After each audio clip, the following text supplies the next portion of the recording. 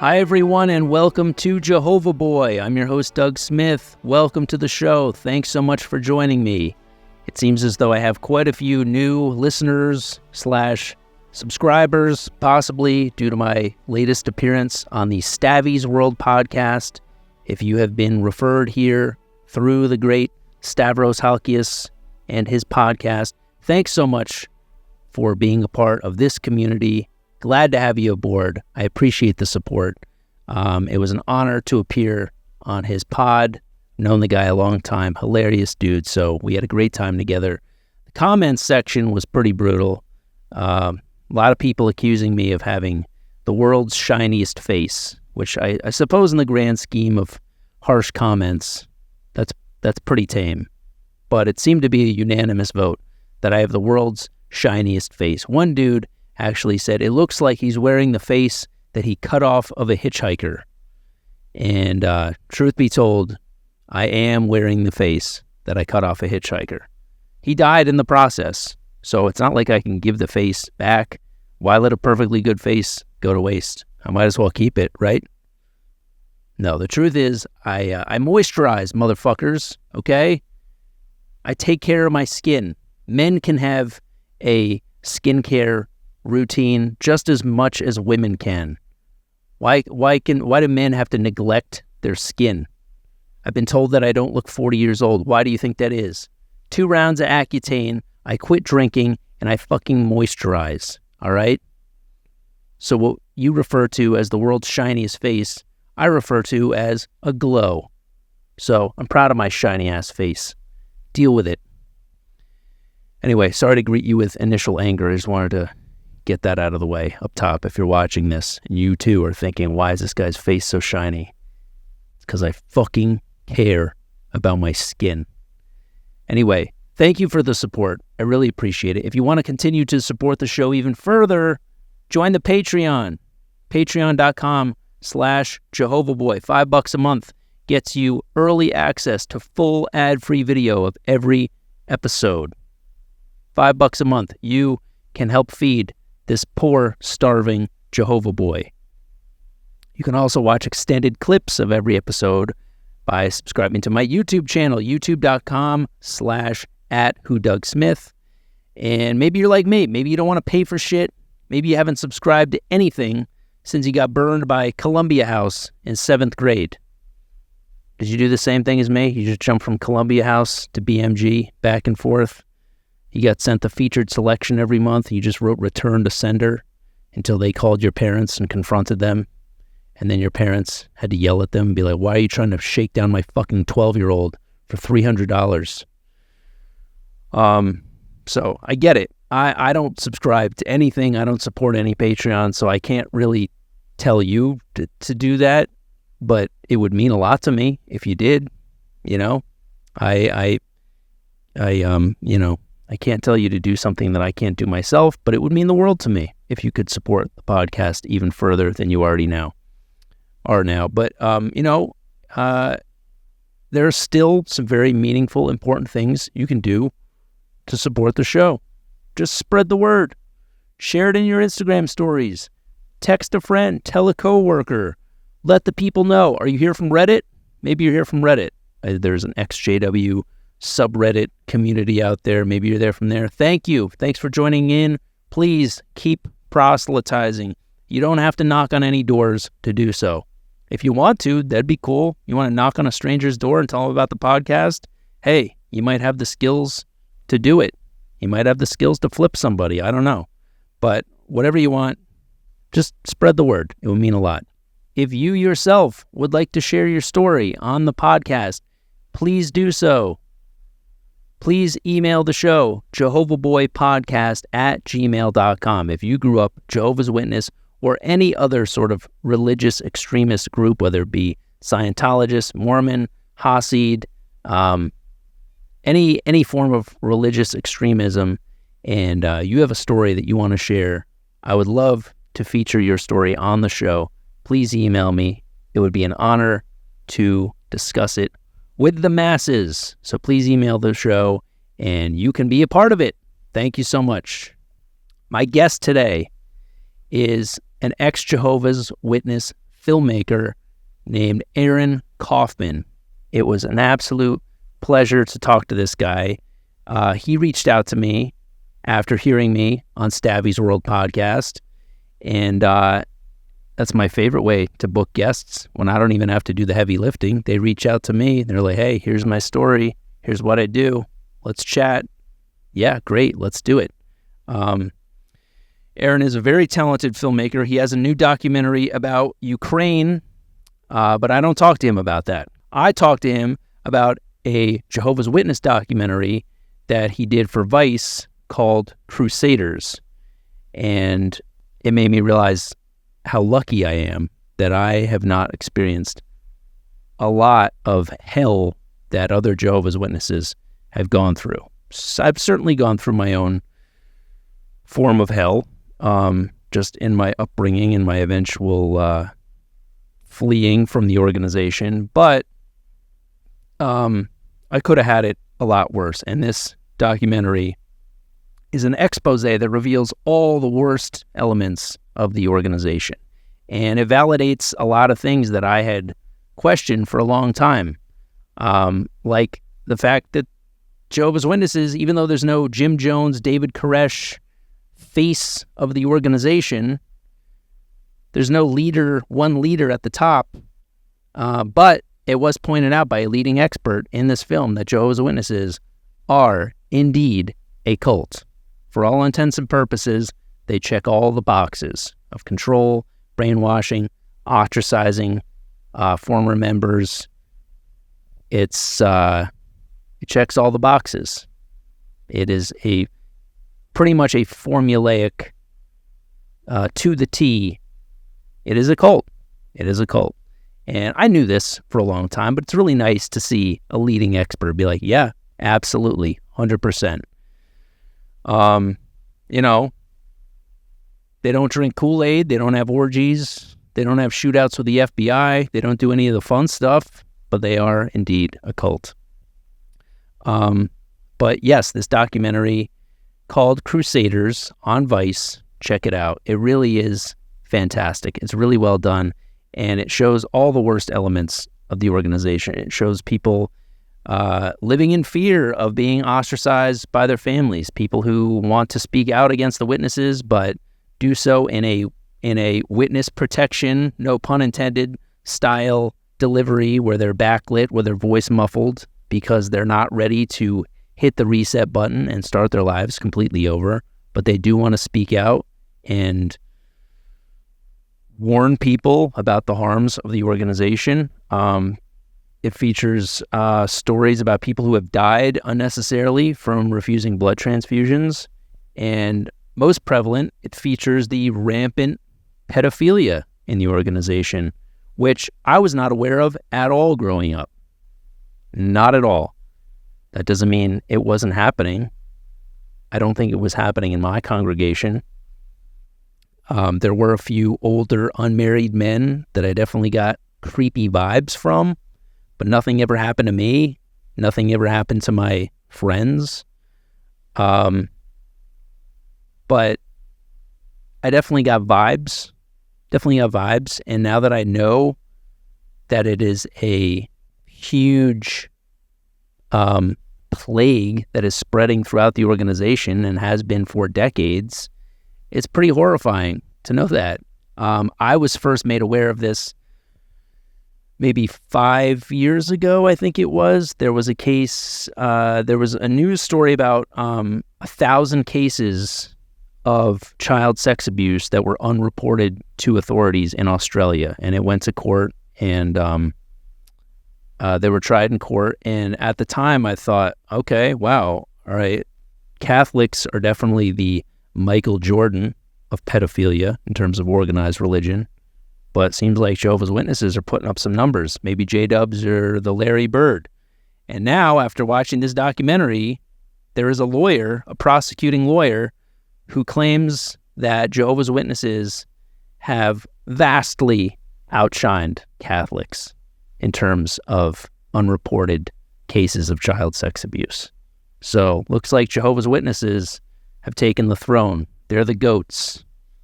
Not something to be proud of, but it seems that's the case. Um, it's pretty horrifying to know this. And the thing is, Jehovah's Witnesses, it's not something that certainly not something that they want to happen.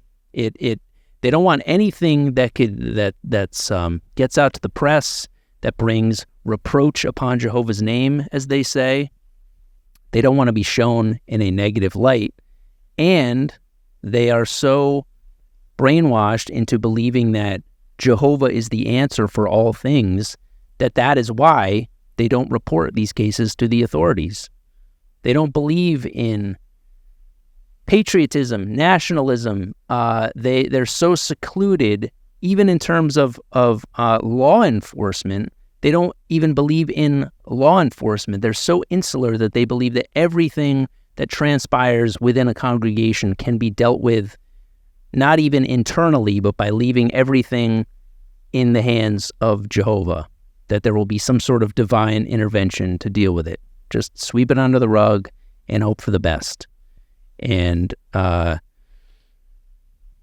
certainly that's not going to do anything for these thousands of children that have been abused. But that is what they believe. They believe all these matters are best left in the hands of Jehovah.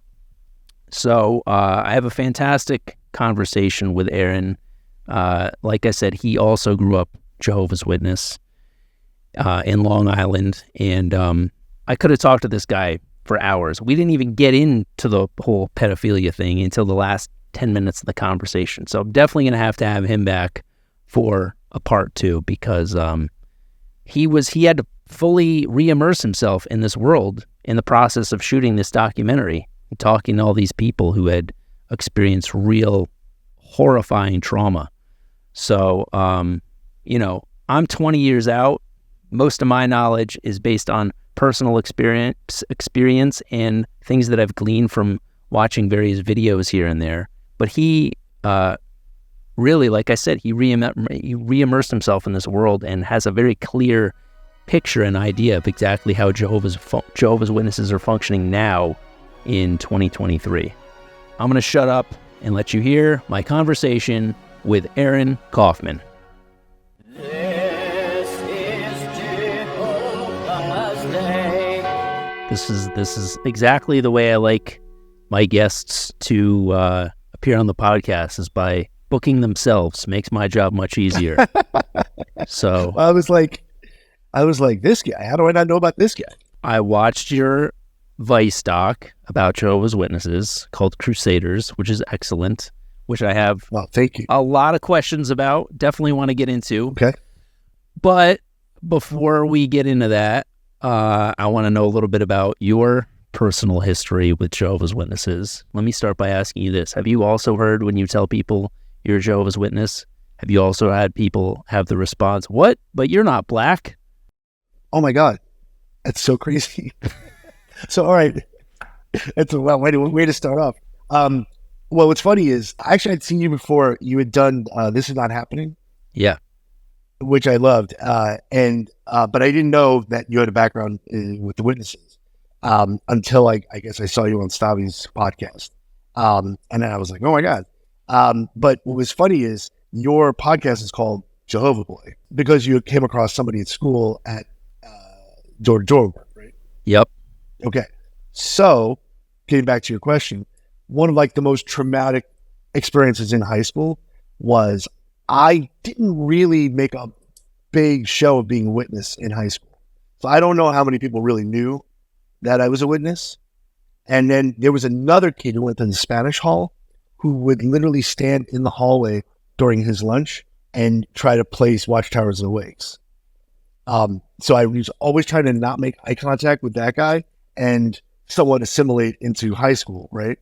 And then one day out in the field ministry, knock on the door, and this guy that I was friends with, named Howie Mittman, who became the publisher of GQ magazine, and we still talking. But he came to the door, and he had no idea I was a witness. And he just looked befuddled and was like, what's happening right now? And I'm like, oh, hey, how's it going? But I was with somebody who wasn't, I forgot who I was with, but it was somebody who wasn't my parents. So I couldn't just like chat with him. I had to like, we said, hi, how's it going? But I had to get into the spiel at some point because, the person next to me is like, what's happening? And she just couldn't believe what was going on. So he's like, hey, dude, I can't talk about this. I'll see you Monday. So I see him Monday, and it was very much like your Jehovah boy scenario where he was just like, yo, Jehovah, what was that? And then I told him, I was like, well, my Jehovah's Witnesses, whatever. He goes, no. And he's telling me, no, can't be. You can't be. No. And I'm like, no, I assure you that I am a witness. And then he came back with, you can't be. You're not black. And I was rolling. So, yes, I think that's a Northeast thing, though, because I think a lot of the, witnesses also went in growth spurts, so it was like at one point, a lot of African Americans came in. And I think the last 20, 25 years, the growth has come from South America. So you have a lot more Latino witnesses. But I don't think there's a lot of white people that are jumping on the witness bandwagon these days. Yeah, it definitely doesn't seem that way. And where did you grow up? New York. You did? In the city? Mostly on Long Island. Okay. Wow. Yeah. All right. Yeah. So he couldn't believe it. He was incredulous. He just thought you were a well-dressed Tupperware salesman or selling Cutco knives or something. I would have gotten mocked less had I pulled out the Cutco knives. Damn. So obviously you were going door to door on I'm assuming fairly regular basis. What age did you start going door to door? Well, I was born. So I'm actually, oddly enough, was a third generation witness. Wow. So my dad wasn't born into it, but I think he was like 3 or 4 in the 40s when they converted. And they were Jews too. So my dad's side of the family were Jewish. My mother's side of the family are Puerto Rican, which is its own colorful melange. So when you tell people like, oh, I'm Jewish and Puerto Rican, their first question is like, well, were you raised Jewish or Catholic? And it's like, funny story, neither of those things, because I was also raised as a witness. It's like people look at you like that's a colorful step way too far. You have to dial it back. But yeah, so I started really young, and my dad was a presiding overseer at one point, and he had been like he had been a ministerial servant at 18. So he was like a rock star witness. So we grew up kind of traveling around with him as he spoke. He even spoke when the witnesses on the radio station. He used to speak on the radio station. So I didn't even know that. The witnesses had a radio station? Mm-hmm. Yeah. I forgot what the call letters were, but it was a radio station in New York that they had. And he was a good speaker and would speak all over. So we were, a presiding overseer's kid growing up. So there's a lot of pressure to, be a witness. Wow. So I'm glad you brought up the idea of rock star witnesses, because that definitely is a thing. The way you can move your way up through the ranks to a point where people really roll out the red carpet for you. But for those listeners, we do have a lot of ex JWs and possibly still current JWs that listen to this. I don't know. I can only imagine what your comments look like. Well, there's some terms that I was not familiar with that have now been brought to my attention that we'll get to in the doc. PIMO, POMO. Yes. But for those who don't know, can you kind of break down what a presiding overseer is and does? Sorry. Yeah, I mean, look, there's a couple of having made the documentary, I learned as much making it as I had living it. So there were all things I didn't really ever either know about, or I certainly never sat back thinking about it, right?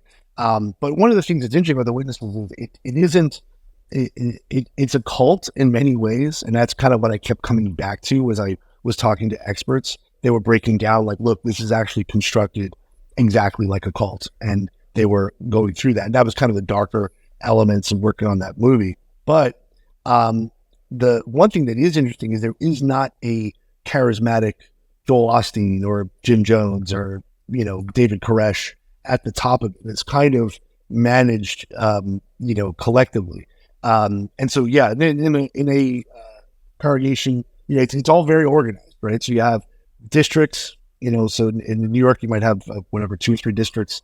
Within that you might have a couple of hundred congregations. Within those congregations you have 4, 5, 6, people that are the people that kind of manage the congregation, and those are your elders, your ministerial servants, and then even amongst that, there's usually one elder who's sort of the head honcho who they call the presiding overseer. Mind you, I haven't been a witness for quite some time, so they may have changed terminology, but that's what it was when I was coming up. Right. And then a circuit overseer is kind of a bit of a JW troubadour, for lack of a better word, who kind of migrates from congregation to congregation, and they're basically they're elevated to the status, I would say, correct me if I'm wrong, because of their speaking ability and their general charisma and their ability to kind of amp up a crowd for so to speak. That they are their effectiveness in brainwashing is unmatched, and so they're kind of chosen as like the superstar or the rock stars, as you put it. They would visit each congregation. What was it? Once a year? Twice a year? Usually twice a year. And deliver a series of sermons. And they also, before they got there, it was like, in 2 weeks, they would announce, in 2 weeks, 3 weeks, we have the service here. So it was like this reverence. Like, remember in the movie Sexy Beast, where they're all talking about Ben Kingsley's character before he shows up? It was like that. It was like, the circuit, who's this guy? He must be something, because we're talking about him. And then some dude would show up, but for whatever reason, because we built him up, he was like this demigod that we had to listen to. But what I had found, having some distance between then and now, as I got into the movie, what I realized is, this is kind of set up like a Subway franchise. Like, there's not that much difference. And I know that sounds like cavalier, but it really is set up like a franchise. You come in, here's your, it's got to be up to these specs. The Kingdom Hall has to look exactly like every other Kingdom Hall in the world. Like, you can go almost anywhere and it looks exactly the same. And then they make sure that you're, doing the same literature at the same time, and that the sermon on Sunday is the sermon they want it to be, or it's from a selection of 30 sermons that they want it to be. And then the circuit overseer is really like the regional head to make sure that the franchises are all doing what they're supposed to be doing. Just like at Subway, they come in and make sure, the sandwiches are being made the same way they're being made over here. And that's how they keep the franchise kind of consistent. This is set up exactly the same way. So it's like, you guys, your people have mustaches? Yeah, we're not doing mustaches, even though that's not necessarily in the Bible, but no more mustaches for you. Or, you know what, you guys are, playing music this way or that way, whatever. They would make sure it was done exactly the same. And one of the things that's really amazing about the witnesses is you could pick yourself up and go almost anywhere.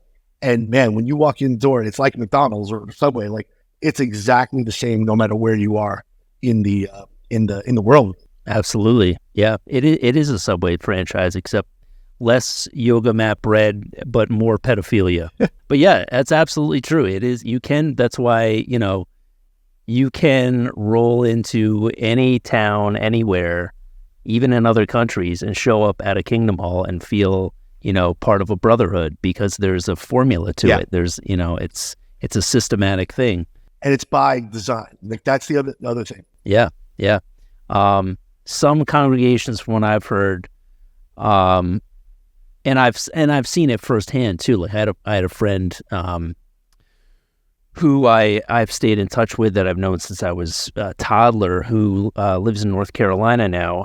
He moved there when I was 13. I used to go visit him in Huntersville, North Carolina, and his congregation there, they did things the same as we did in Lewisboro, New York, but his congregation was definitely less strict. There weren't as many hard-nosed devotees as there were in my congregation. I was told many times by people that visited my congregation that my congregation was by far the most strict they had ever been to. So I was like, oh, great, that's my dumb luck.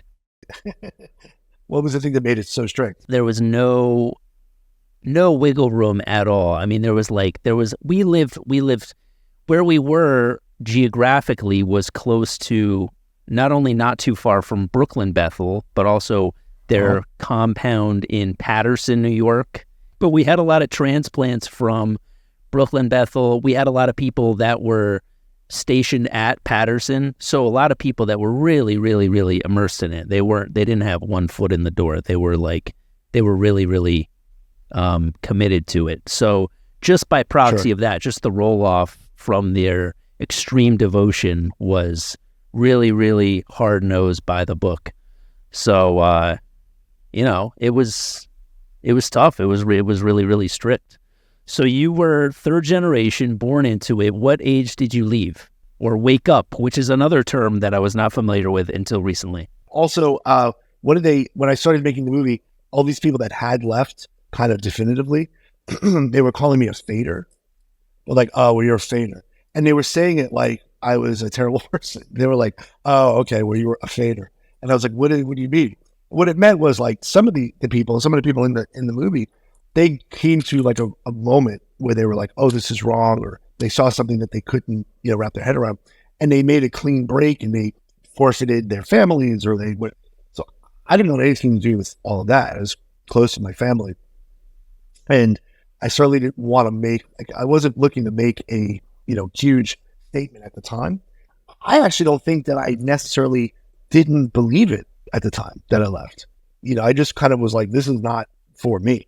So I think, to answer your question, from 12 years old on, I think I knew this was not for me, right? I got baptized when I was 12. But everything I loved in the world, right? Music, film, like I was always in trouble all the time over that, seeing R-rated movies or this or that. So it was like, whatever it was, art, this, that, I was always in trouble all of the time because of what was interesting to me. The one loophole that I found, which is kind of mean to say, but true, was I started reading voraciously. And what I found was like everyone in the congregation would know that The Godfather was rated R, right? But no one in the congregation knew who Henry Miller was, right? Or, so I would read like things that were way worse than any R-rated movie. And I was 13, 14. And no one knew what it was, because reading secular stuff was just not a big thing for them. So reading Philip Roth or reading, these kind of scandalous novelists, nobody knew. I could do it in plain sight. And so I think that I ended up, kind of gravitating towards that. So for a long time, it was like, Jesus, everything I like is kind of incongruous with this. It wasn't until I got married young, married another witness, which, witnesses do. So I was 21 when I got married, 22 when I had my first kid. And it was really just being out of the house and just kind of fading over time, going less and less, till ultimately I think I was probably my late 20s when I stopped going altogether.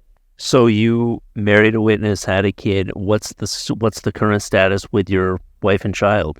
I had three kids. We had 3 kids. We got divorced after being married for about 15 years, but we're still very, very close. And she's great. And we've become like a almost.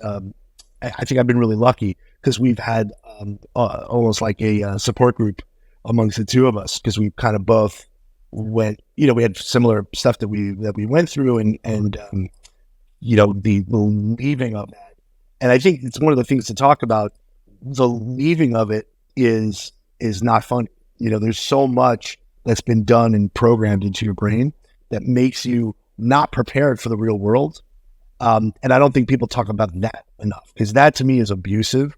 And certainly for me has been a long time that it's taken to sort of, reprogram your mind and to get a handle on that. Absolutely. I could not agree more.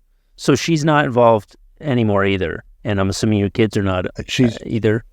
She's not a witness. No, we raised our. We didn't raise our kids around it. My kids have a funny perspective on it, because they didn't grow up with it.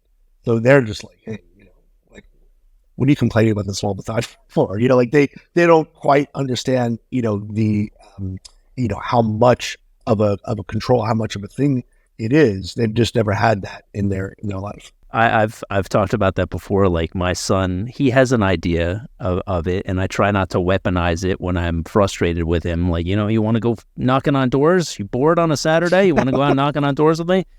But he, the idea of suddenly immersing him in that, he would go, I was born into it as well, so I had nothing to compare it to. It's not like I once had these freedoms that were then taken away from me. But if I was to suddenly say to him, be like, hey, this is how we're living our life now. This is, you're going to 3 meetings a week. You're going out knocking on doors every weekend. He would lose his mind. It's completely strips you down of all your freedom. And it just keeps you from engaging and making roots, or having a friend group, having a network of, all of these things that when you are an adult, you realize, oh my God, that's what's so important about this. The other thing that doesn't get talked about enough is and this would change a little bit over time, but they would either forbid you from going to college or they would strenuously tell you not to go to college.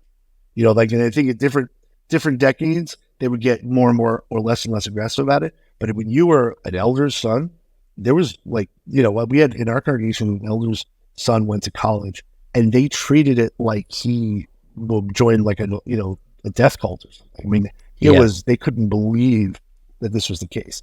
And you realize these are just arbitrary things that people are telling you to do with your life, and that it's because the impending doom is coming, because we're essentially an apocalypse cult. And then you realize later, oh, you totally ill-prepared me for the world, for every single opportunity in the world. Now I have no network of like-minded people to draw from or to rely on. I don't have an education. I don't have a degree. And why did we do this? What was the point? So I try not to get too, I try to keep some humor about it, but that's the part of it where it's just no one's ever been made to account for that. How many countless tens, I met people making the movie where I was like, man, if I ever thought I had it bad, I did not. I still had, my dad was successful. There was lots of things that I had that people I interviewed for the movie didn't, and it gave me a perspective, because some of these people, they're adults, they're 50 years old. They've been a witness for 50 years and they've had a moment where they come to and their friends don't talk to them anymore. A lot of them work for witnesses doing things like, house cleaning or window washing or whatever. They lose their job. And now they're thrown into the world in middle age and they have absolutely nothing. And I don't think that, everybody focuses on the pedophilia stuff, which I totally get. And we did it in the movie as well, mostly to show sort of the most extreme example. But what I was really trying to do was yes, that this is where this goes, but that's 1% of people might be affected by that. 98% of people are affected the way that I think, not that I know you very well, but that we were, where it's just no, but most of us are affected in this way, which is not equally important, but it's also important, and no one kind of shines a light on that. Yeah. I likewise, I felt tremendous gratitude watching the movie, because I have had a lot of self-pity over the years, thinking, looking around me at my peers, you have no idea how I grew up. I had it fucking way harder than you could possibly imagine. I had no freedoms. I had no sense of self. But then watching this documentary and watching the torture that some of these people endured, and even if it wasn't that bad, like you said, I had parents who were financially stable. I had, materially I was provided for. I wasn't abused at all. So even though, yes, if I had a chance to do it over and have a normal childhood, yeah, that would be great. But it wasn't nearly as bad as some of these people featured in the documentary. How old were you when you left?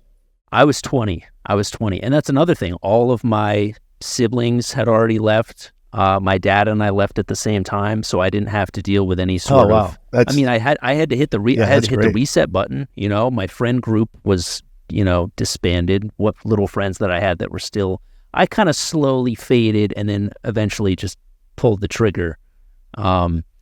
As you were doing that, did you have friends within the witnesses who were like, okay, that guy's a cool guy, friend, I can be friends with him? And then, because I used to have to do that too, it was like, oh, I can go do the right thing with this guy and he'll be cool about it. But this guy, the moment we mention it, they're going to tell on us or whatever. You kind of like that. I found myself doing that quite a bit. Absolutely. Yeah. I had started distancing myself from the Pollyannas of the congregation a few years before. So my main friend group were people that already had one foot out the door, if not completely, that were just living a double life and, So what's one of the terms is physically in, mentally out, right? So people that are still going to meetings, still going through the motions, just because they don't want to be cut off, right? PIMO. They don't want to be cut off and excommunicated, but they also don't believe any of the any of the principles or indoctrination. So yes, I had people that I looked to as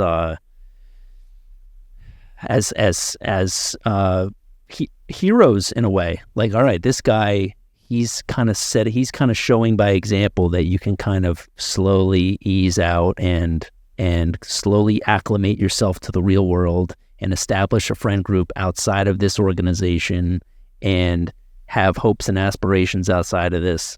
So that was definitely a huge help. But I want to say one of the things I appreciated was you had footage in the movie of a member of the governing body. I'm blanking on his name. I think Anthony something. Who stepped down for some reason. Did he? Yeah, he had something. I don't. Since I finished the movie, I got to be honest with you. I was like all into JW Twitter and things and Reddit pages. I'm no longer. I've kind of moved on, but yeah, some scandal happened and he had to step down. That's hilarious because I don't know if you are aware of this. I had heard rumors a while back, and I know I'm not the first one to do a podcast like this. I know that there's many other ex-JW activists and people out there that are kind of spreading awareness about the ins and outs of it and really kind of shedding light on the fact that it's a cult and does a lot of damage to people. But none of this existed when I was growing up because early mid 90s I got out in 2003. I wasn't able to watch any apostate YouTube channels. I wasn't able to see that there was a way out or any sort of support system for people that had left.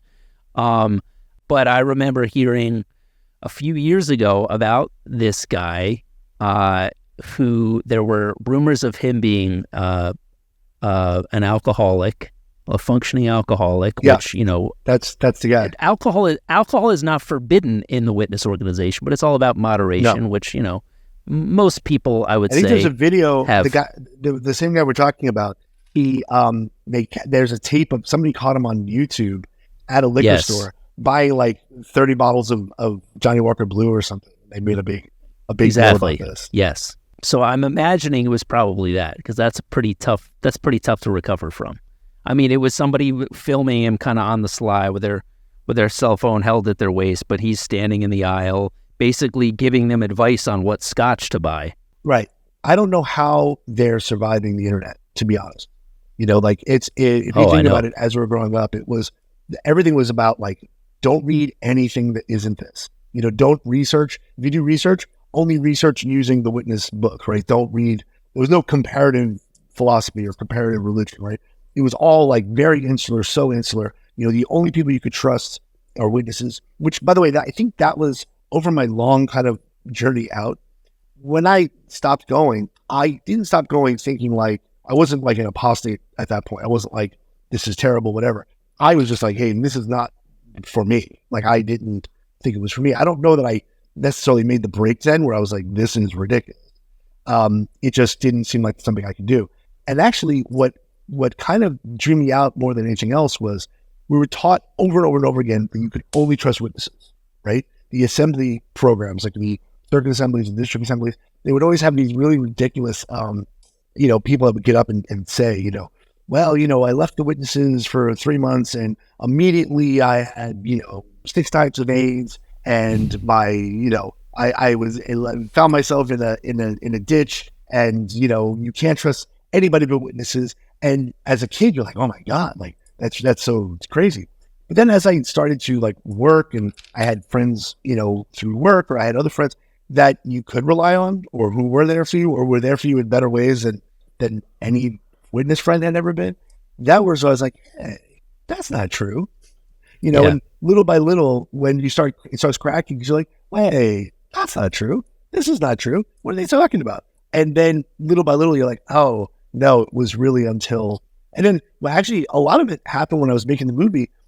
where I just never sat down and thought about it so much. But like Stephen Hassan, who's this doctor who's an expert in cults, he used to be a Mooney. He's in the movie. And he's like, he doesn't really have an octave with the witnesses because he was not a witness. But he's like, look, I've studied cults my whole career. He goes, and he started breaking down from these. Like, they, restrict the amount of information you can get. They restrict who you can talk to and not. They control your family, right? And you have to, if you, like, think about it. You could be a Catholic and be a lapsed Catholic. Your family can still speak to you, right? You could be a lapsed Mormon even, and your family will speak to you. So this idea that, like, your mother will walk across the street if she sees you because you've left the faith, that's a very extreme thing. I mean, shunning is a pretty extreme thing. And yet we took it for granted when we were kids. Oh yeah. We were even sold this was a loving expression, right? Like it was out of love that we would not talk to Uncle Jerry, but so it was like little by little realizing all of this stuff. You're like, oh my God. But then talking to, people, I did realize, again, to what you said before, I had it easy. Even though my parents were, devout. I mean, everybody's devout. Everyone knows. But even though my dad was very active in the faith, I look back at them and I'm like, they were hippies compared to some of the people that I've interviewed who were, just so hard-lined, homeschooled, not allowed to watch television at all. There were people that were way more aggressively witnessed than I grew up. Yeah. Oh, I know. That's another thing. Thank God I wasn't homeschooled. I was one of the few kids in my congregation that wasn't homeschooled, which again, like, jeez. If you really want to keep your kids in it and keep the blinders on, you should homeschool them, because once you send them off to school, that's their first glimpse into the outside world and what is possible out there. And then to have to see that on a daily basis and then turn away from that and be like, nope, this is what I'm supposed to do. This is what I believe. I mean, what are the odds? You have to be very, very successfully brainwashed to be able to just block all that out. But yeah, you're completely taught to only trust witnesses. You were effectively born into it, right? You were young when your mother became a witness first, right? Correct. Yep. And then your dad went along, but how devout was your dad? Was he in when he was in? He got baptized, but it was all just to appease my mom. If she had like woken up one day and was like, "What the fuck am I doing? This is insane. We got to get out of this." He'd be like, "All right, no problem." Like he was not. It was not for his own. He had no roots in it at all. It was just kind of if you can't beat him, join him sort of thing. You would see like the wife was in it, and the guy's just like, oh. Which, if you think about it, is so crazy to be like ambivalent about this much of a life change. Oh, yeah, absolutely. I couldn't agree more. And dude, I can't tell you how many times I've come across that, not only from talking to people on this podcast, but emails, messages people have sent me where the mom is in really devout and the dad maybe fights it a little bit, but often winds up caving and going along with it, which to go along with something that's that extreme, to let your wife, like, if I was to just cave right now and let my wife be like, yeah, you want whatever, yeah, you join NXIVM, you want to bring our son into NXIVM? Yeah, sure, go for it. It's fucking deranged. It's one thing if it'd be like, hey, we should go to Red Lobster tonight. Okay. I don't want to, but I could be. Yeah, I'm might more be of able an to be Olive Garden into, guy, but okay. Yeah, I mean, just say fine. I'm a Fuddruckers dude, but the idea that like, no, you're going to change the entire dialectic of your life, because this is what I'm looking to do. Man, I never understood that. But what I was trying to make is and did you notice that we always felt like kids that were born into it, right?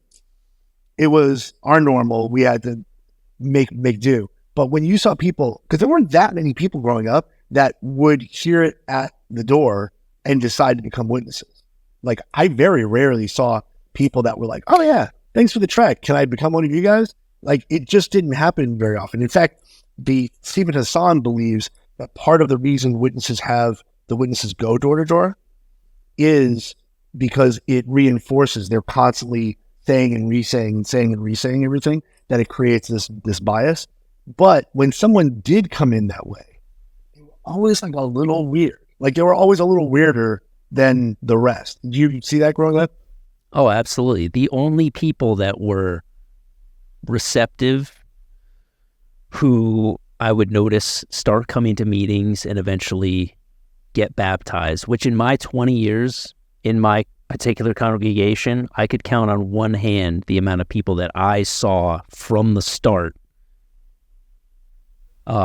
be receptive to somebody going door to door, start going to meetings, get baptized, and commit themselves to it.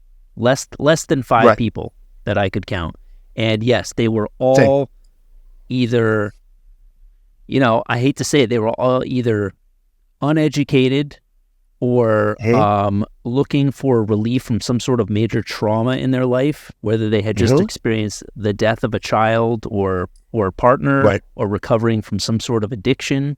It was always somebody who was trying to rebound from some sort of tragedy or that had no hope or prospects in their life outside of that. But you forgot batshit crazy. Yeah.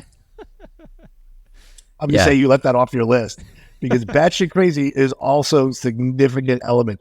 Literally, they become a witness in September, and by January they're partaking of the elements at April they're partaking of the elements at during the memorial.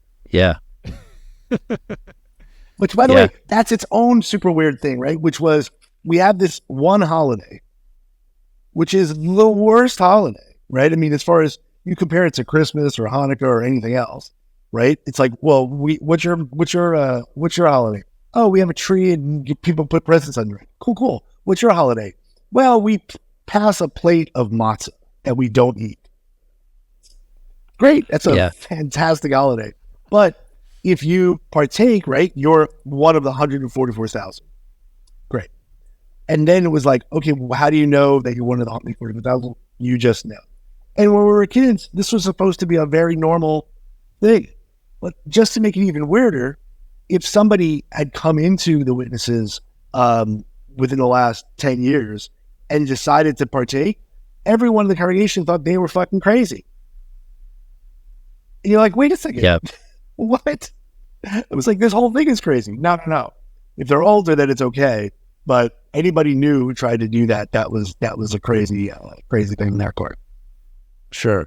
It was kind of a right that you had to buy with seniority, which again, I could count maybe 2 people in my 20-year tenure that I saw partake of the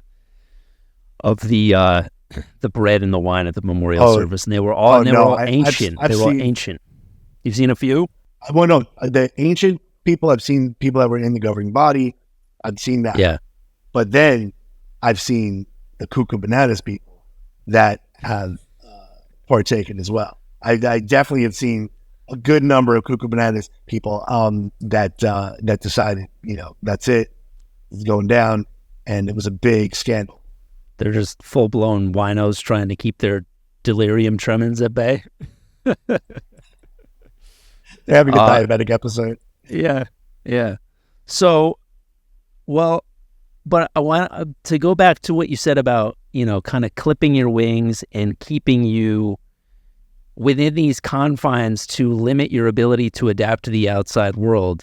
This governing body member that I brought up, Anthony, whatever the fuck his name is, there's a clip in the movie of him saying during one of his talks at an assembly that there's no need for higher education because in the new system, once Armageddon wipes out 99.9% of the population and the earth is transformed into a paradise and everybody's living forever, he says there won't be any need for doctors or lawyers because everybody will be living in perfect harmony forever, in perfect health. And I think he says there will be a need. But we will need carpenters.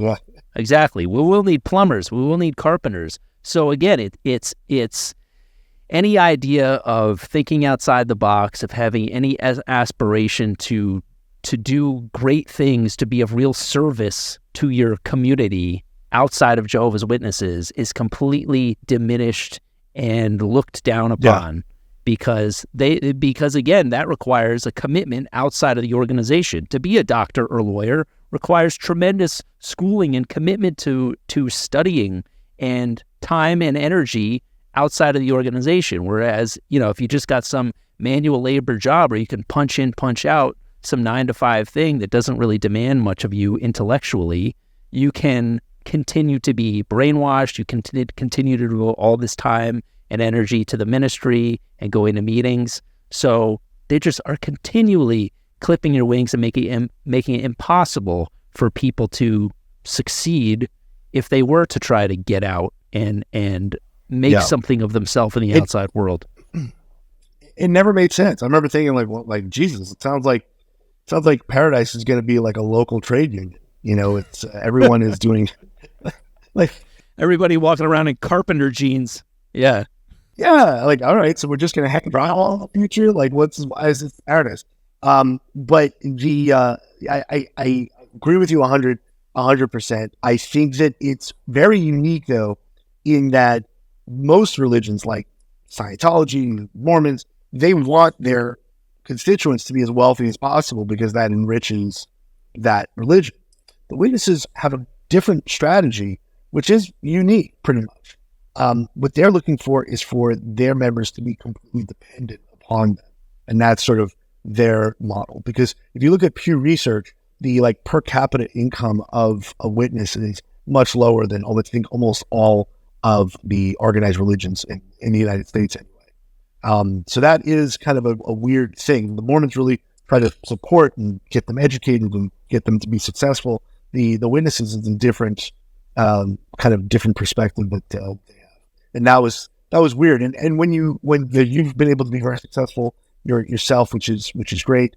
I would say that there's a lot of people out there that have not been able to do that, and you see them now without their nucleus of their relationships and without being prepared for the world. That was not so fun to see. What you said about Scientologists and Mormons wanting to launch people into successful, lucrative careers, you're correct, because Jehovah's Witnesses are entirely funded on a donation basis by their members. So if they were to encourage people to, earn more money to be able to funnel that back into the organization, they could potentially be far more successful than they already are, which it's pretty astounding to me that they are as successful as they are, and they have the numbers that they have, and the fact that the Watchtower magazine at one point, I don't know if it still is, was the most distributed magazine in the world. Like, it's amazing what they've been able to pull off with clipping people's wings and keeping them so limited in their capabilities. There was a guy that we didn't put in the movie that I should have. He was an accountant, and he had been a witness, and he had worked as an accountant, I think on the West Coast. And he was sort of breaking down for us like how an assembly works, how a circuit assembly works. When they used to like make a big deal of announcing like the new book, the new this, the new that at an assembly. It was like a big deal that like they're coming out with a Revelation book or something like that.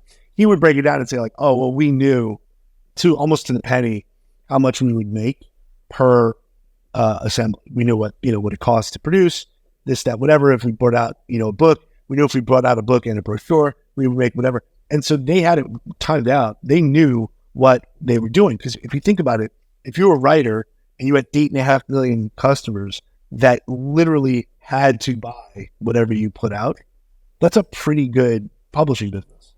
And when you really start to research the Witnesses, you realize it actually, before it was a religion, it was a publishing business. And it has kind of stayed that way. In fact, remember, as individuals, we were referred to as publishers, right? I mean, that was what they referred to as. I mean, that is... if you're not a pioneer, you're a publisher. That is ingrained back to, over 100 years ago when the religion started, that, it was really a publishing company. It had been a publishing company first that published tracts and books about other religions, and then eventually he sort of created his own brand, and it's been that way ever since. So it does have its own model. It's very specific, but yeah, and you can't really see this stuff clearly until you've had some space from it. I didn't decide to make a movie about it until I had watched Going Clear, the Scientology documentary. And as I was watching it, I was with my girlfriend at the time, and I was being so annoying because as we're watching it, I was freaking out because they were like they didn't have disfellowshipping, but they had disconnected, right? And it was like almost everything we had, they have some version of, but they have different jargon for it, right? And I was like, oh my God, we did the same thing. Oh my God, we did the same thing. And that was weird because remember growing up as witnesses, what's so funny is they're all poor for the most part. They're all uneducated, but we were very haughty. Like we really thought who we were because other religions were so stupid and anybody else was such an idiot. And we were like the best. And Scientology, you have to be fucking crazy to be a Scientologist. So then I'm watching this doc and I'm like, it's the same shit. Like it's literally like McDonald's and Burger King. It's like there's so many parallels where, they were doing the same thing, but calling it something else. They had their own Bethel. They had their own this. So that's when I started to think like, she was actually like, you should do something on this. I think it was mostly just to get me to shut up and stop talking about it.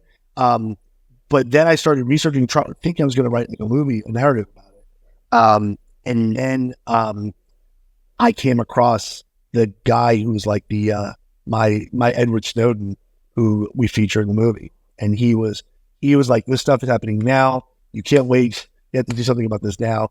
And I kind of reluctantly got into to making the movie about it. Was that Mark O'Donnell that you're talking about? It was. He was going by a pseudonym at the time. I forgot what the pseudonym was, but yeah, he just seemed to know John Redwood or something. That was it. Oh yeah, very good. He was John Redwood, and I thought he was like a porn actor or something, but I was like, who's this guy? And I was like, John Redwood, but he had and then anytime I needed something, like for instance, you're a bit younger than I am, but I still like you. The 1975, where people thought that they were told that the world, Armageddon was coming in the 70s, and so later to like manage that, because it didn't happen, obviously, it was told that like, well, that was not the belief of the governing body. That was like some kind of local, deviant. And I would say something like that in front of Mark, and he would go, that's not true. And literally would whip out like a Kingdom Ministry from 1975 that was specifically stating, no, that, Armageddon is coming, et cetera, et cetera. So he was amazing. However, in making the movie, not just him, but others, I saw how there was like a tipping point where I'm always interested to talk about this, obviously, but there's a tipping point where it's like, it becomes like you're out of the witnesses, but now being an anti-witness, it becomes your life. And that sort of fills whatever you lost by leaving the witnesses. And I was wary of veering that way. People that are like full-time apostates, that was, it was something to me to kind of like do this movie and then sort of push back from it and kind of have exercised it and move on. Speaking of like higher ups in the organization, though, I wanted to ask you, because it sounds like, you've been out of it for a while, so I'm sure you got quite an education, because when you leave, you put it out of your head to a certain extent. You want to live on, you want to live a normal life. So you had to kind of completely re-immerse yourself in this world, and I'm sure you were assimilated to it all over again and learned some things that you probably didn't know before. I still don't know, and I would love to know, the governing body, which is basically the 8 dudes at the top who kind of orchestrate everything, they're the puppet masters. Are they all supremely wealthy just by skimming off the top whatever they want? What's the other than the status and the power, what's to be gained? Status and power, for sure. They definitely live decently, but look, I'm totally for pointing out where the witnesses are horrendous, which there are many places to point. This is one area where they're just a little different than anybody else. There's no 50 Rolls Royces. There's not a lot of private airplane travel or stuff like that. They live just the 30 cases of Johnny Walker Blue. Yeah, look, I'm sure they have access to resources that the other Bethelites don't. But I've never seen evidence that there's any kind of like, lavishness. It seems to be sort of the power of that, and the fact that there's 7 or 8 of them at different times. I think kind of checks and balances that there isn't one. In fact, when there was like the Fred Franz days back, which is way before your days. Ray Franz, who left and wrote, he was like the first apostate to write the what's it called? The something of consciousness. But in those days, they were a bit more rock stars and well known. And then last 20, 30 years, it was more of a stress to just make them kind of know and be a particular personality. Yeah. But then the weirdest thing, okay, this has to be weird for you, or I would assume. But when I was making the movie, I had access to all of these clips from their TV thing. Like there were a couple of things growing up where I was sort of, the witnesses delineating themselves, and I was proud of it, right? There was no televangelist, right? You'd look at like, any of the sort of televangelists on television, and it seemed so kooky. And the witnesses were always laid back. So it was like, no, we don't have that. We would never make this kind of crazy show display. So to see them move toward that and to have, this sort of like the television aspect, that was, when I got back involved, that was so strange to see how far they had veered from what I knew of them to, kind of whatever a modern televised religion would have. Mm-hmm. Yeah. You mean like they have their own kind of like production company? They're able to churn out like even animated videos targeted at Jehovah's Witness. Have you seen the films? I mean, it's impressive. There's full feature films. Wow. No, I didn't know that. If you've got an afternoon, there's one where it's amazing because it's one where they're showing Armageddon happening, and these people are like trapped in a basement or something, and one guy leaves, and they tell him not to leave, and then he dies, and they're just kind of chill about it. They're like, well, you shouldn't have left. Jehovah said to stay here. It's so crazy. And there were at some point I just had hours and hours and hours of clips, and I was like, I can't use all of this. The movie's going to be 25 hours long. Yeah. Oh, I'm sure the editing process was painstaking, because this really is an expose. You are shining light on all these facets that, one, they're a cult for all intents and purposes. If you go through the checklist of what makes something a cult, they check all the boxes. Two, the pedophilia thing, which I honestly had no idea about until quite recently. The amount of people that have died unnecessarily due to refusing blood transfusions.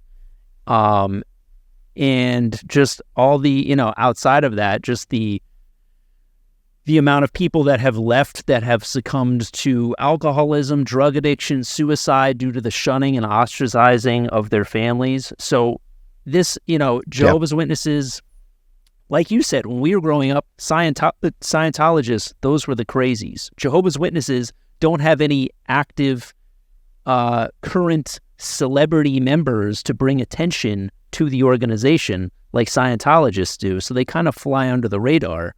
But thanks to this, and did you see that documentary that the thing that Leah Remini did? She did a whole episode. Mm-hmm. She had a series about Scientology. Yeah. She had a whole episode devoted to Jehovah's Witnesses. So now between like YouTube videos from former members, this documentary that you've done, more and more attention is being given to the organization as a truly harmful organization. What kind of blowback, if any, have you directly received after this documentary came out? I would say not a lot of blowback. I've gotten a lot of nice support, people that are in some stage, right? But just to go back a little bit, you had mentioned the PMO status, right? Or the physically in, mentally out.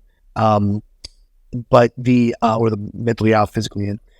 We had people that were texting us from inside of district conventions, sending us photos and stuff. People that were like, we know what you're doing, because there was one protest outside of a thing in Philadelphia that we were filming, and guys were coming in, seeing that, and then like tweeting or texting from inside. So there are people that will tell you because their wife, because their parents, because their family business, that they can't leave, but they would like to. So you get a lot of that feedback.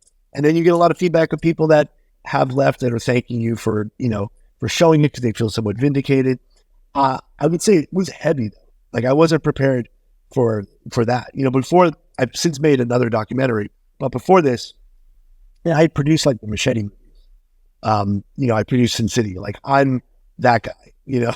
So doing something that was this heavy, I definitely didn't consider like the gravity of it before I did it.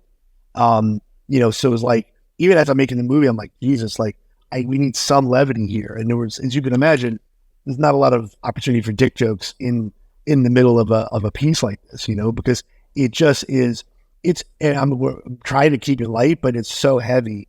And so I was finding for months and months after the movie came out, I'd be having a good day and then I would get, terrible texts from people saying how horrible things had been. Or as I was doing the research, I'm going through the court records and calling some of the people in some of these cases, and they're telling you just the worst things you've ever heard. And if anybody wants to say, well, yeah, but that happens in all religions. Okay, fine. Except for this.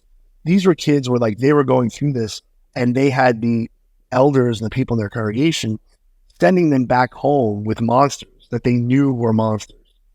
And so I got to the point where I was like, that's not every religion.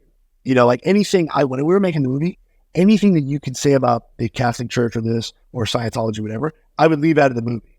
Like I really tried to be specific in making it, and I hope I was successful, to just include things that were just specific to the witnesses, where you couldn't just point a finger and say, yeah, but this happens, in all religions, or it happens here, it happens there. I was really doing that. So the feedback was all positive. I didn't get a lot of like people that were witnesses saying anything, about it. One real quick funny story, was Vice didn't really give a shit, but I wanted to interview the witnesses. Like I wanted to get somebody from the governing body to interview. And I was like intent on it, and I wanted to say, like, I would agree to some ground rules. Like, we'll let you say what you want. We'll give you whatever. I wasn't going to give them final cut on their interview, but I would definitely give them, areas that I would cover and the areas I wouldn't. I was intent on, like, I wanted them to be in the movie to answer to this because they never do. Right. And I was like, hey, if what I'm saying is so wrong, come and show me where I'm wrong. Right. I was making this, and Vice was like, yeah, we don't care. But I finally got Warwick on a Zoom. And so there was we had a bunch of people that were in their like PR department and whatever. And first off, you realize they're a religion. Like they have a communications department, they have PR people, they have infrastructure. Like they're set up to handle anything that's negative, right? And the other thing that was interesting was their lighting, their Zoom lighting, amazing. Like they had backdrops, and it was like a fully. I've never seen a better Zoom ever in my life. But they get on, and I'm giving my spiel. I'm like, look, I want us to be factual. I'm beating the shit out of this. I didn't say shit, but I said I'm beating this down and really trying to make this as accurate as possible. I want you to participate. I want you to give me the other side. Tell me I'm wrong. So they don't say anything, but they're considering it. And one guy in the thing, he goes, I know you. And I go, oh shit. He says, I know you. I was friends with your family. I gave a talk in your hall one day. You actually, I remember you, whatever. And he is, trying to like bro down with me. I know he's then mentioning people that I know and this and that, whatever. And he's like, so, you don't want to do this. I'm like, no, I don't want to do this. You're right. But it needs to be done. And it was just such an odd thing to like finally make contact. And I kind of felt like I was getting there with them. Like they were at least considering it, but somebody from Vice was on the talk, and they had mentioned like wanting to okay something, and the Vice people shut it down. They're like, absolutely not. So it kind of killed the whole thing, but I got so close, and it was such a weird thing to come in contact with them and realize kind of, how I really did have this kind of connection to that world. Yeah, it's amazing how, it's really cool that you were able to do that, and just the amount of infiltration that is possible now with people being able to go into kingdom halls with their cell phones, videotaping things, getting up on stage and just kind of like crashing these meetings. Like there's this the Asher, who's featured in the movie, a trans man, which again, what hell he must have gone through growing up, where homosexuality is one of the most cardinal sins in the organization, let alone becoming trans. So you're living, not only believing something that's completely asinine and harebrained, but you're having to live a lie in more ways than one, whose mother died at age 32 because she refused a blood transfusion. Yeah. There's footage of him storming into a meeting, going up on stage as they're offering a closing prayer, I think, and holding up a picture of his mom saying, "My mom died unnecessarily because she refused a blood transfusion. You don't have to refuse." And it's so cool that that's a possibility now, and to be able to broadcast that to people. The fact that there's protests outside of these conventions now, all these things that I never saw as a kid, which I remember from a very, very young age thinking, without any sort of outside influence, thinking, this is fucking weird. I know this is weird. This is not how other people live. How old were you when you thought this? Jeez, man. I would say from the time I was like probably around my son's age, around like 8 years old, I started thinking, once I had a couple years of schooling, saw how other kids were living, how other kids behaved, how other kids' parents were, I started to think, this feels like I'm in an alternate reality. I could see the brainwashing taking place in real time. I could see that people were kind of living behind a smoke screen in a way. It was very apparent to me. And so I had nothing to confirm that, but I think if I was growing up now and I was walking into a convention center with my parents and I saw people angrily protesting, or people storming into the Kingdom Hall, how great that would be. You know what I mean? Because ultimately as a kid, you are under your parents' control. You're powerless. But to plant that seed from a young age and know, like, okay, I may be subject to this while I'm a kid living under my parents' authority, but, I'm sure that there's a lot of Jehovah's Witness kids now that are seeing this, that still don't have any escape, but the seed is being planted that this is a damaging, harmful cult that they're in. Even if they can't do anything about it now, it's being planted, and that's amazing. Yep, I agree with you. I don't know, the people storming into halls, we didn't stage any of those ourselves. I used some of the footage from Asher. I personally don't love that because it is people's religion, it is their whatever. But protesting outside, I had no problem with that. Following people that were protesting. And I agree with you 100%. If I ever walked past a protester who asked a question, it could have changed my whole life. Yeah. I only came at it from very different. Like I said before, it was what I was reading, what I was watching, what I was listening to. Whereas, it just was everything I loved was outside of that world. I can't even tell you, we just met. But there's a story. The way that I got the Witness movie made was, once I went down that road, I had agents and stuff of just like, what are you doing? Like, nobody wants this project. And I was like, no, I got to make that. I was obsessed with it. I pitched it everywhere. I must have pitched it 50 times. I had this great teaser. I had a couple other things, and people were always like, amazing, super interesting. Come back with 90 Day Fiance. Come back with something else. We don't want this. And I couldn't believe it because I was just so engaged in it. But then as I was making it, I was like, oh, this is sad. And it's about child abuse. And I totally get why this was not the easiest project to ultimately, pitch. So what I actually did was, to try to get some momentum going, this is how it ultimately came together, was I went to a writer friend of mine named Doug Quenquam, who I had grown up with. I went to high school with him. And I thought it was kind of this beautiful poetic thing because Doug and I were friends in high school. He was not a witness. I was a witness. And I was allowed to hang out with him like a little bit, but not really. Like I said, my parents were hippies compared to most other parents. So they allowed like a little bit, but like, you know, one day a week, it was more than that. So I devised this plan when I was, I think, like 14 or 15, where I told them, Doug is interested in the truth, right?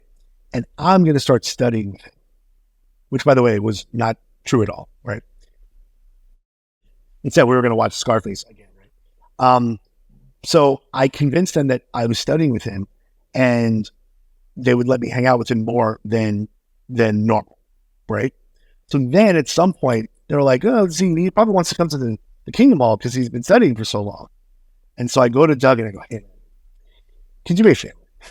Can you come to one of our meetings on Sunday? And then I can hang out with you. But otherwise, I can't. And he looked at me and was like, nah, I don't need Jehovah's Witness. And I'm like, no, I know. But if you could just kind of come and like play along, this thing will be set. So his parents are pretty liberal. And they had told him, I think his parents were Jewish, but they sort of told him like, hey, whatever you want to do religion-wise, it's up to you. So they had told him this before. So he told them, hey, I think I'm going to go to the Kingdom Hall of Jehovah's Witnesses. And they're like, absolutely not. He goes, but you said I could choose my own religion.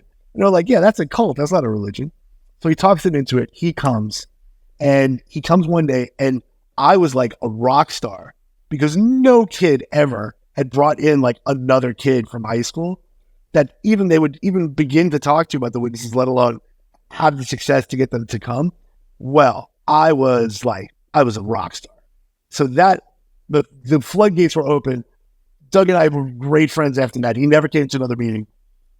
And we stayed in somewhat contact. So when I had pulled all the information together that I had for the film and I couldn't get the movie made, I went to him and I was like, look, here's what I got. He had become a great writer, worked for the New York Times and a few other places. And I was like, here's what I got. You should write an article on this, do a feature on this guy, Matt O'Connell. And did it. The Atlantic published it. And it was really off that Atlantic piece that we got the movie made. Yeah. Wow. But it was all because of my ruse. That's hilarious because I was able to go to in my entire public school tenure, I was able to go over to one kid's house that was not a Jehovah's Witness kid, my friend Kaveh, who his family was Iranian, and he was a really good friend of mine, and I had been begging my mom forever to be able to go over to his house or have him over, and of course it was not allowed because he wasn't a witness. And I employed the same tactic.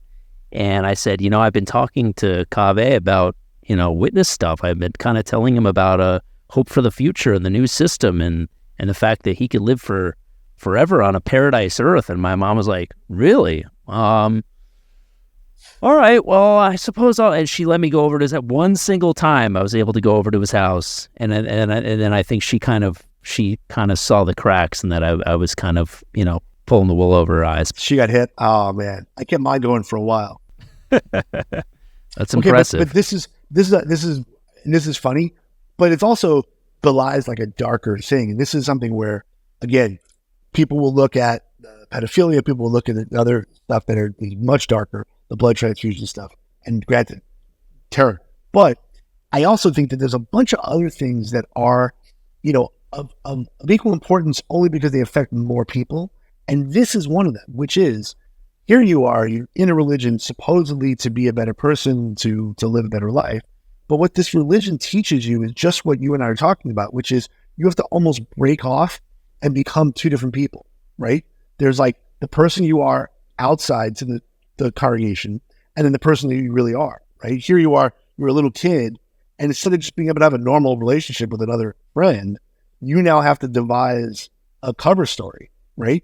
And it's sort of, from a psychological perspective, it really is damaging because that, for me anyway, I can't speak for you, but that carried on till my adulthood, where it was like, okay, what do you want me to say? What do I need to say? What do I need to project to make you happy? Cool, I'll do that. But then I have my own thoughts, my own feelings, and there's these two separate people that you have to then spend time, kind of putting those back together. And I think that at the end of the day, was the thing that I thought was actually the darkest thing about the witnesses, not to be a bummer.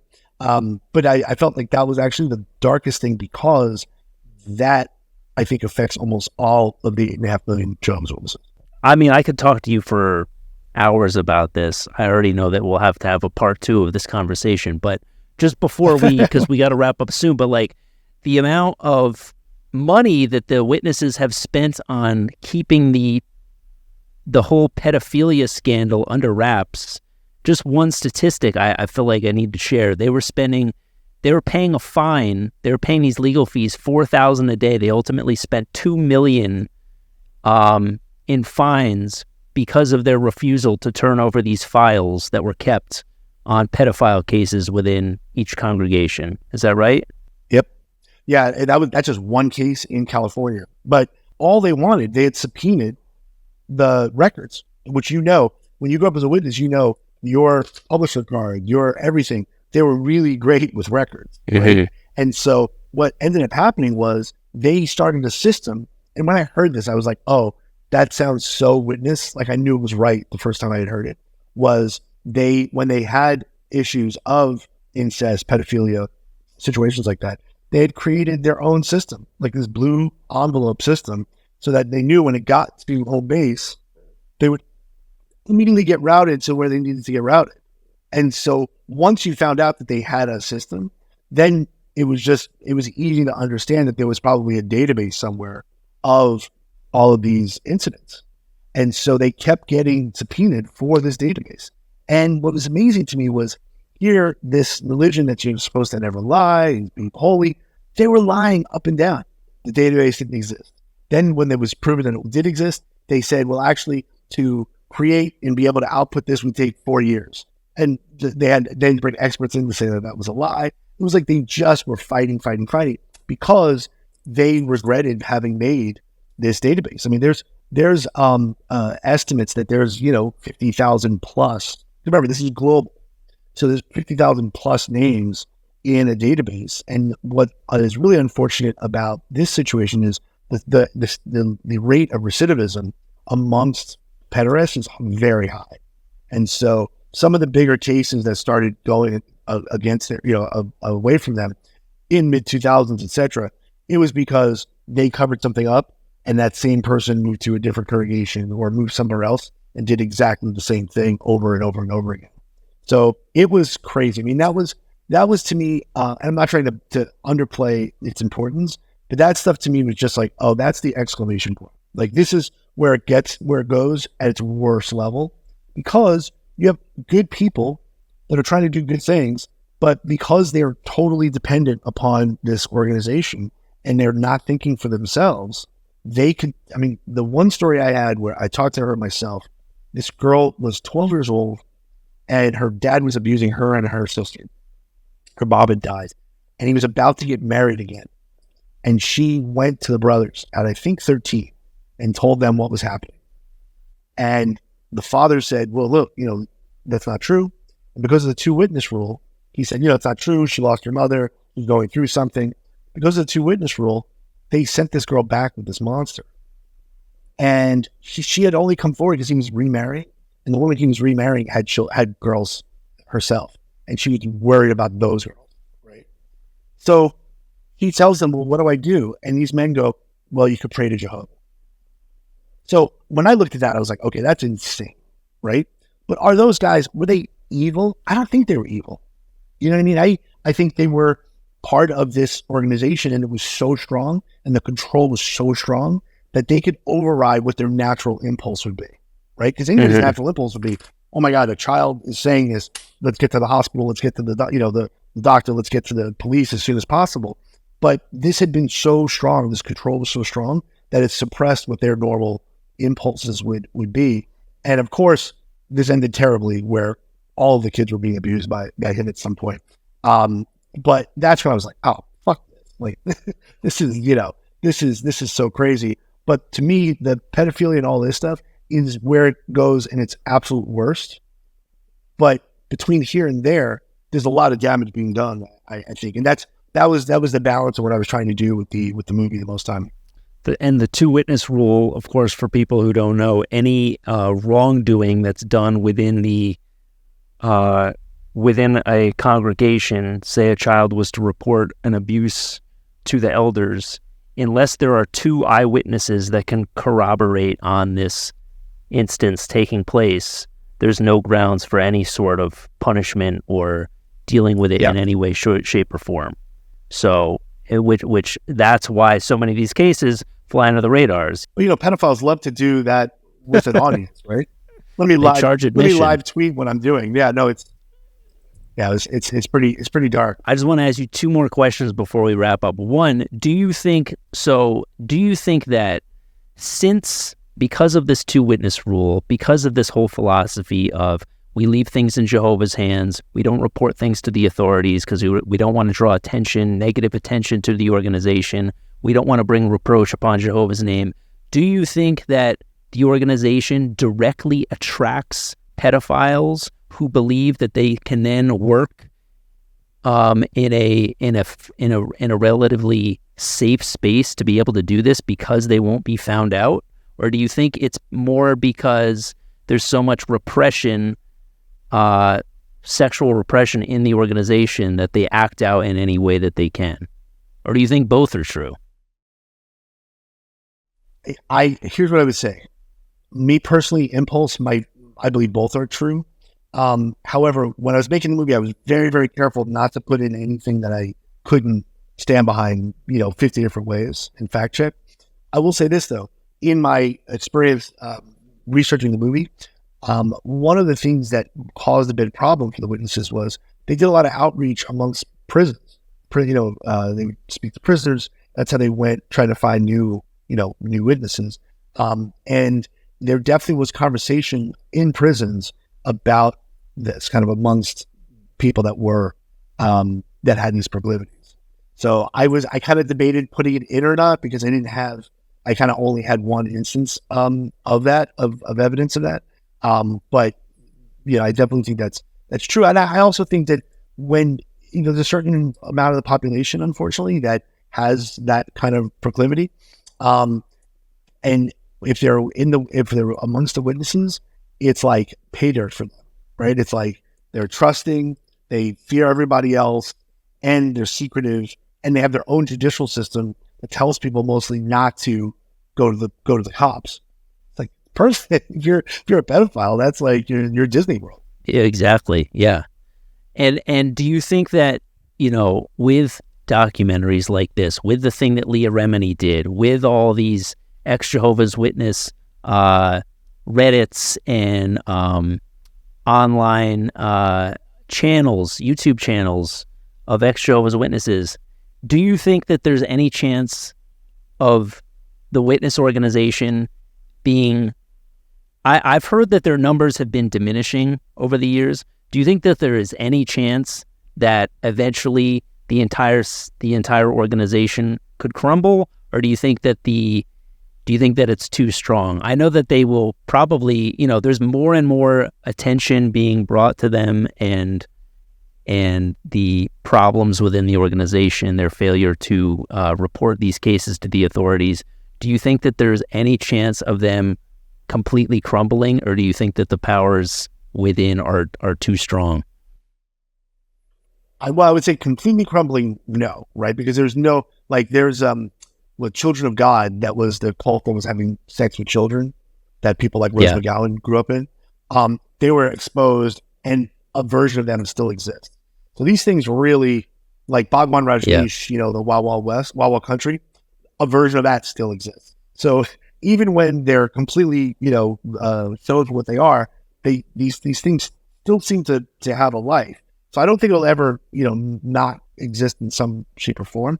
I have to think that, and they're acting as such that they're losing control, and they're losing members. So they're trying to find members in different countries, different places. But when I take a step back, I can't imagine anyone wanting to do this. But you do realize, and I'm sure if you think about it as well, some of the people you grew up with, they were of a mind where being told when to wake up and what to do and where to go and where to be, and those things is a comfort for a certain type of person. You know, for me, it would be the opposite. But I think there are people that like it also too. And I tried to be respectful when I was making the movie. There are good things about it. There's community. There are elements of The Witnesses that people do get something out of. And I think that's what keeps people drawn in. However, you'll never get to the control level to where we were in the 70s and 80s and 90s. And I think the internet is the main reason. Yeah, definitely. I talked to a family member once. I tried not to be like Mr. Apostate to family members, but I talked to a family member once, and they were trying to get me to go to the memorial after years of not going anymore. And I said, all I said was, I just know a little too much now to really ever go back. That was it. And immediately she said, "Oh, you've been on the internet." And I was like, "Oh, okay." Like they know. They know where that's coming from. That was the immediate response.